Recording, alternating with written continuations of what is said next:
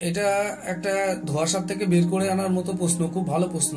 মানুষ কিভাবে বুঝবে? যদি আমি প্রথমেও বলেছি যে আমি যে বাস্তুটাতে রয়েছি, বাস করছি, সেটার মধ্যে যদি আমি শারীরিক ভাবে সুমঙ্গল ভাবে রয়েছি, আমার কোনো অসুবিধা হচ্ছে না, তাহলে আমার কোনো বাস্তু দোষ নেই।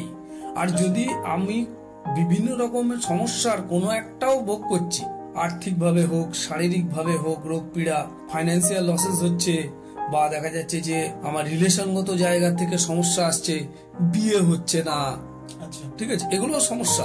এরকম কিছু না কিছু সমস্যা যদি আমার থেকেই যাচ্ছে, তাহলে তো অবশ্যই বাস্তুদোষ রয়েছে। বাড়ির কোনো না কোনো অংশে সেই সমস্যাটা রয়েছেই।